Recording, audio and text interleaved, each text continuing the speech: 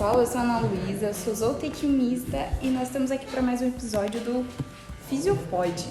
Juntamente com a minha amiga Isabela, a gente decidiu que ia fazer um podcast sobre zootecnia. Boa noite, pessoal. E hoje nós trouxemos um convidado muito especial aqui, o João Vitor de Aguiar. Boa noite, pessoal. É um prazer estar aqui com vocês. Eu me chamo João Vitor de Aguiar Gomes. Sou formado em zootecnia faz mais ou menos 8 anos. E me formei na UDESC. Tenho 32 anos. E é mais ou menos isso. Podemos... Bom, para começar, nós vamos dar a introdução aqui no assunto. Hoje nós vamos falar sobre a foliculogênese da égua. Nós trouxemos o João Vitor para ele explicar um pouquinho melhor o assunto para nós. Bom, como a gente sabe, né, nos tempos de hoje, os equinos em geral, eles assumiram, né, um papel de relevância muito importante no Brasil, tanto atlética como na economia e cultural, né, João? Exatamente. Pois é, junto com o crescimento da fama, né, dos equinos no Brasil, tornou-se um dos maiores produtores animais. Por isso, o assunto da foliculogênese é tão importante, né, para a reprodução desses animais aí. Então, porém, a espécie equina, particularmente os cavalos, né, como tu tinha falado, de grande porte, eles apresentam um índice de fertilidade mais baixo entre os animais domésticos e de produção em decorrência da seleção zootécnica. Que nesta espécie, né, ao contrário de outras, jamais levou em consideração os critérios de fertilidade, propriamente dito, como parâmetro de seleção. Porque em equinos, geralmente, o parâmetro é a beleza, é o porte físico, para os atletismos mesmo, né, que são mais utilizados. Isso. Mas assim, entrando no assunto da foliculogênese, o que seriam as éguas, né, a espécie da poliéstricas sazonais? O que seria isso? Ótima pergunta, Ana. Então, elas são espécies em que a demonstração do seu cio, cio variações nos desenvolvimentos foliculares, elas são influenciadas pelas estações do ano. Sim. E quais seriam essas estações, assim? Então, a transição entre o anestro e período dos ciclos estrais, regulares, né, na égua, ocorre pelo efeito do aumento do fotoperíodo na primavera e verão. Sim. Então, quando tá ali na primavera, verão é quando vai começar. Exatamente. Sim. Legal. Entendi. É muito importante, né, a gente acompanhar essas fases, tanto aí o pessoal que faz a inseminação e tudo mais.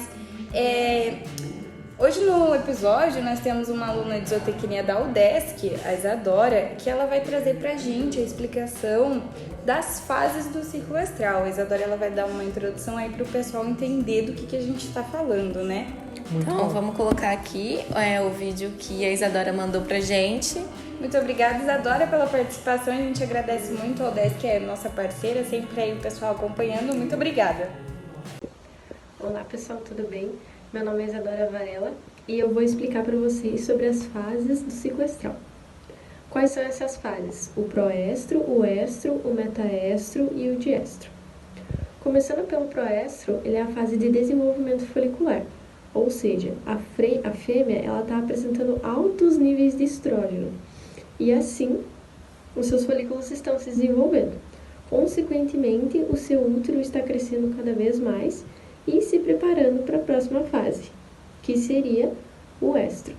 O estro é o período de receptividade sexual. É o período que a fêmea está aceitando que o macho venha e realize a montanela. E assim, logo após, realize a ovulação. O metaestro é a fase, então, onde há a formação luteínica, que é quando os hormônios estão sendo formados no corpo lúteo. E por último, o diestro é a fase de pausa entre os cios, que é quando a fêmea fica de férias e se prepara para o outro ciclo estral. Pois é, né, João? Mas então tu explica para nós aí esse negócio de poliéstricas sazonais, como que é a atividade estral, assim, que acontece, né? Qual que é o período, como é que funciona? Então, a égua ela é poliéstrica estacional, apresentando maior atividade estral, essencialmente entre a primavera, mais precisamente 21 de setembro a 21 de dezembro, sabe? Varia muito. Sim. E o verão, de 21 de dezembro Há também 21 de março, podendo assim variar conforme, né? Por exemplo, a gente aqui, né, que é do sul e tudo mais, ele dá uma variadinha de algumas formas, às vezes, né, durante aqui o hemisfério sul e tudo mais. Mas então seria que durante dessa estação ela é produtiva, é isso que tu quer dizer pra gente, né? Exatamente, Ana. Entendi. Certo. E eu sei que tem muitos hormônios, né, que influenciam muito em todo o organismo do animal. Você sabe não, né? Você pode trazer pra gente qual é o hormônio que estimula essa parte aí de folículos e enfim? Então, durante a estação reprodutiva, a égua ela não tem decorrentes ciclos, né? Sim. Isso ocorre devido à característica fotossintética. Fotossintescíveis, desculpa, da espécie, que depende da luminosidade. Fotoperíodo, né? Para assim ativar o sistema neuroendócrino através do eixo hipotálamico. Essas palavras são difíceis, gente. João tá meio nervoso, pessoal, mas não tem problema. Hipofisário gonadal. E assim desencadear a atividade reprodutiva, né? Sim. Então, basicamente, seria a iluminação, né, ali do dia influencia o ciclo da égua. Seria isso, né? Exatamente. Legal.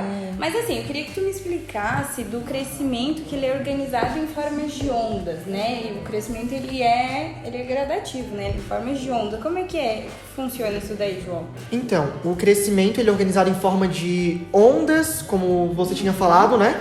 Do início de crescimento, e é chamado recrutamente de folicular, que é estimulado pelo FSH.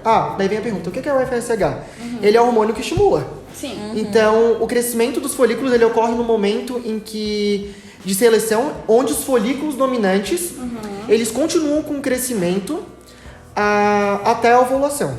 Sim. E os subordinados eles entram em atresia.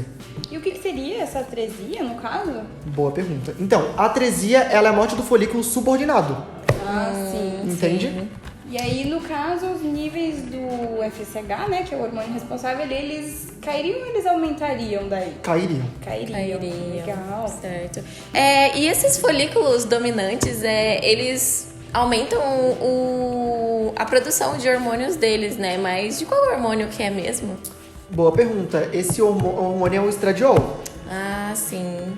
Bom, como tu comentou ali pra nós, né, que é no início da primavera, que as éguas elas entram em transição, né? Mas como que seria essa transição ali do crescimento da onda, do folículo e tal? Então, no início da primavera, as éguas eles entram em período de transição, como a gente tinha falado, entre a estação anovulatória e a primeira ovulação da estação. Sim. E este período ele é caracterizado pelo ciclo estral. Irregular e alta incidência de regressão do folículo dominante. Sim. Entendi. No caso, então, tem a fase ali que tem o estradiol, o inibir, né? Isso, que são os baixos níveis, né, de estradiol. Sim. E iniba devido à ausência dos folículos pré-ovulatórios. Inibe simultaneamente a retroalimentação negativa sobre o FSH. Tu consegue me dizer em dias, assim, qual que é a transição da primavera? É uma variável, assim, mais ou menos? De 30 a 90 dias, mais ou menos. Sim, legal. Mas e o fator, assim, o mais importante que tu acha que é, assim? Então, o fator mais importante, né, Ana, para a reinicialização da atividade ovulatória, Sim. No final da fase de transição, é a ocorrência de picos do LH na circulação.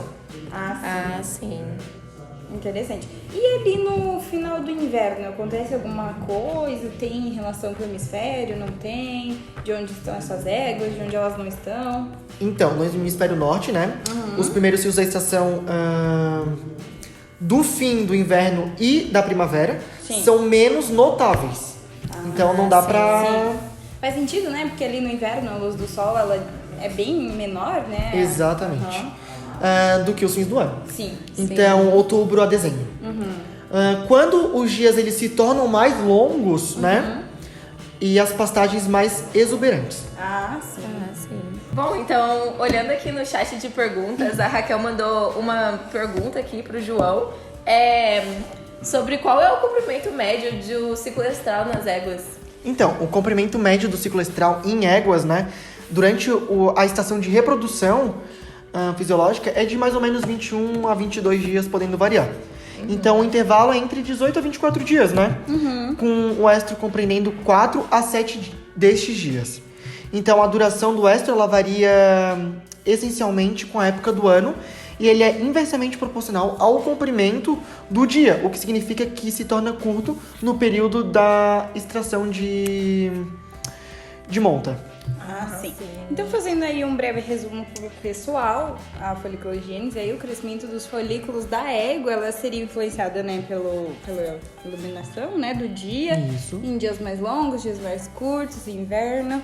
E as estações seriam ali primavera e verão, né?